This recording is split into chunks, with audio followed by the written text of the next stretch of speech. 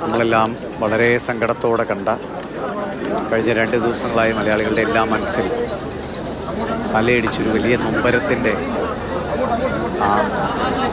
ആ പിഞ്ചുകുട്ടി 13 വയസ്സുള്ള ഒരു മിടുക്കൻ ഒടുവിൽ മടങ്ങി. അതിൻ്റെ ഏറ്റവും സന്തോഷകരമായ അനുഭവങ്ങൾ എന്ന് കരുതി അവൻ എത്തിയെത്തുന്ന പക്ഷേ ഒരു അപകടം അവനെ കവർന്നെടുക്കുകയായിരുന്നു. ഇപ്പോൾ ചിതയ്ക്ക് തീ കൊളുത്തി ചിത കത്തിക്കാനുള്ള കാര്യങ്ങൾ അവിടെ നടക്കുകയാണ്. വീടിനോട് ചേർന്ന് തന്നെയാണ് അവനെ മണ്ണിൽ ലയിപ്പിക്കുന്നത്. ഏറ്റവും സങ്കടകരമായ ദൃശ്യങ്ങളാണ് ഇന്ന് രാവിലെ മുതലൊക്കെ പ്രത്യേകിച്ച് നമ്മൾ കാണുന്നത്. അമ്മ വരുന്നതും അമ്മ വീട്ടിലേക്ക് എത്തുന്നതും ശാസ്താംകോട്ടയിലെ ആശുപത്രിയിൽ നിന്ന് ഇതിൻ്റെ മൃതദേഹവുമായി തേവലക്കരയിലെ സ്കൂളിലേക്കുള്ള യാത്ര. ആ സമയങ്ങളിലൊക്കെ ആളുകൾ വഴിനീളെ ആ കുട്ടിക്ക് തങ്ങളുടെ പ്രിയപ്പെട്ട അല്ലെങ്കിൽ തങ്ങളുടെ അയൽവാസി അല്ലെങ്കിൽ തങ്ങളുടെ കൂടെയുള്ള ഒരു കുട്ടി എന്ന നിലയ്ക്കുള്ള സ്നേഹത്തോടു കൂടിയാണ്, ആ സങ്കടത്തോടെയും നൊമ്പരത്തോടെയും കണ്ണുനീരോടെയുമാണ് മിഥുന് യാത്രാമൊഴി എഴുതിയത്. നേരത്തെ തീരുമാനിച്ചതിന് പ്രകാരം വലിയ താമസം കൂടാതെ സംസ്കാരം നടത്തുകയായിരുന്നു. എങ്ങനെ ഒരു അമ്മയ്ക്കും ഒരു അച്ഛനും അനിയനുമൊക്കെ സഹിക്കാൻ കഴിയും ഈ നിമിഷം എന്നത് നമുക്കെല്ലാം മനസ്സിലാകുന്ന കാര്യമാണ്. സങ്കടകരമാണ് ഈ ദൃശ്യങ്ങൾ പങ്കുവയ്ക്കുന്നത് പോലും. പക്ഷേ ഈ ദൃശ്യങ്ങൾ അല്ലെങ്കിൽ ഇങ്ങനെ ഒരു മരണമുണ്ടായത് ചിലരുടെ വീഴ്ച കൊണ്ടാണല്ലോ എന്നതാണ് നമ്മളിലൊക്കെ ഒരുപോലെ കുറ്റബോധം ഉണ്ടാക്കുന്നത്. കൃത്യമായി ആ ഇലക്ട്രിക് ലൈനുകൾ അതിൻ്റെ സുരക്ഷിതമായ അകലം പാലിച്ചിരുന്നുവെങ്കിൽ, ആ സൈക്കിൾ ഷെഡ് നിർമ്മിച്ചത് കൃത്യമായ സുരക്ഷാ മാർഗത്തോടെ ആയിരുന്നുവെങ്കിൽ ഇങ്ങനൊരു കാഴ്ച നമ്മുടെ മുന്നിൽ സംഭവിക്കില്ലായിരുന്നു. ആ കുടുംബത്തോട് എന്തു മറുപടി പറയാനാണ് നമുക്ക് കഴിയുക?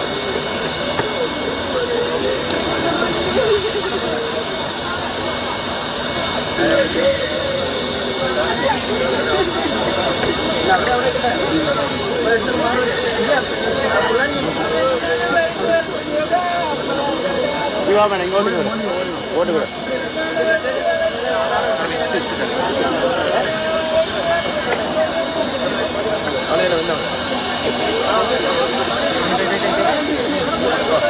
ചെയ്യണ്ടേ?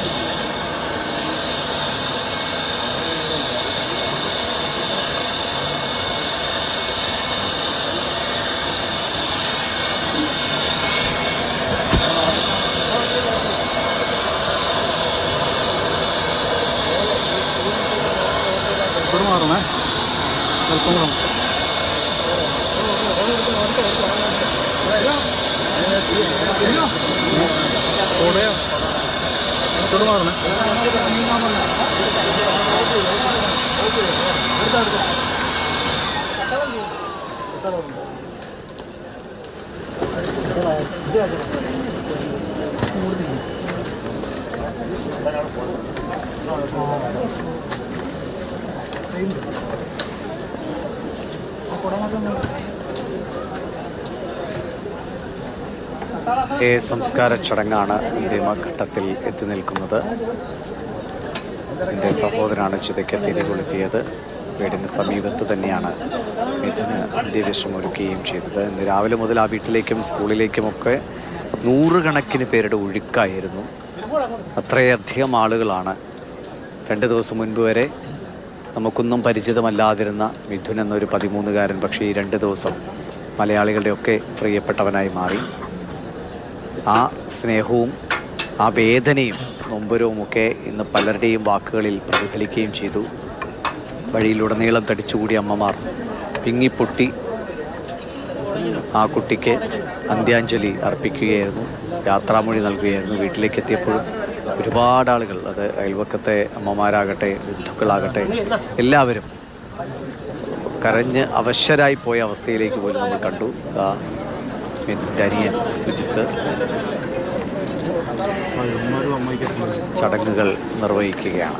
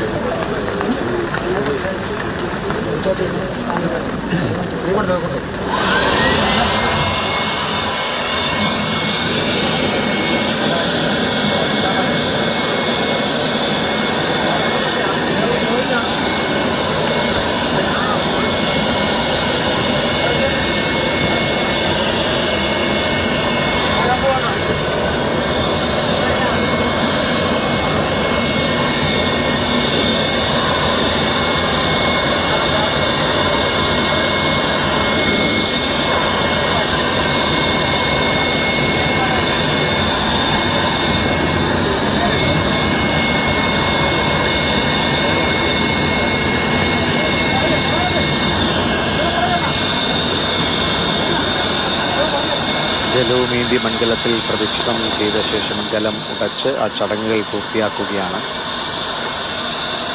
ഇപ്പോൾ ചിത എരിയുകയാണ്. ഈ എരിയുന്ന അല്ലെങ്കിൽ ഈ ചിതയിലെ കനൽ തീർച്ചയായും നീറിപ്പിടിക്കുന്നത്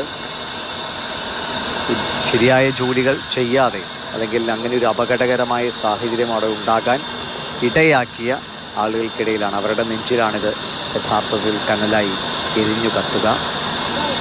അത്രയും അപകടകരമായ രീതിയിലൊരു ഇലക്ട്രിക് ലൈൻ ഒരു സ്കൂളിൽ ഉണ്ടാവുക എന്നത് അതിനാരൊക്കെയാണോ കാരണക്കാർ, ആരുടെയൊക്കെ ചുമതലാബോധമില്ലായ്മയാണ്, ഉത്തരവാദിത്വമില്ലായ്മയാണ് മിഥുൻ എന്ന 13-കാരൻ്റെ ജീവൻ നഷ്ടപ്പെടുന്നതിലേക്ക് എത്തിച്ചത്.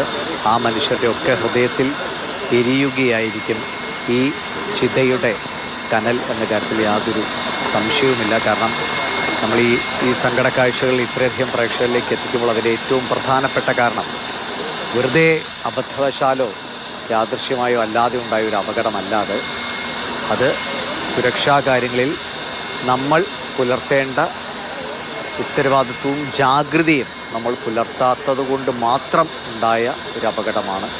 അതുകൊണ്ട് മാത്രമാണ് മിടുക്കനായ ഒരു ഫുട്ബോൾ കളിക്കാരനാകണമെന്നും ഒരു പട്ടാളക്കാരനാകണമെന്നും ഒക്കെ മനസ്സുകൊണ്ട് ആഗ്രഹിച്ച് വീട്ടിലെ ബുദ്ധിമുട്ടുകൾ മനസ്സിലേറ്റി പ്രായത്തിൽ കവിഞ്ഞ പക്വതയോടെ വീട്ടിലെ കാര്യങ്ങളും അനിയൻ്റെയും അല്ലെങ്കിൽ നാട്ടിലെ തന്നെ തന്നേക്കാൾ പ്രായത്തിൽ എളുപ്പമുള്ളവരുടെയൊക്കെ കാര്യങ്ങൾ നോക്കുന്നതിൽ കാണിച്ച ഉത്സാഹമുള്ളൊരു ഊർജ്ജസ്വലനായ ഒരു കുട്ടിയായി ആ 13 വയസ്സിലെ മിഥുൻ മാറിയെങ്കിൽ അതവൻ്റെ ജീവിത പരിസരങ്ങൾ അല്ലെങ്കിൽ ജീവിത അനുഭവങ്ങൾ അവനെ അങ്ങനെ പരുവപ്പെടുത്തിയതാണ്. അങ്ങനെ ഒരു കുട്ടിയെയാണ് നമുക്ക് നഷ്ടപ്പെടുന്നത്.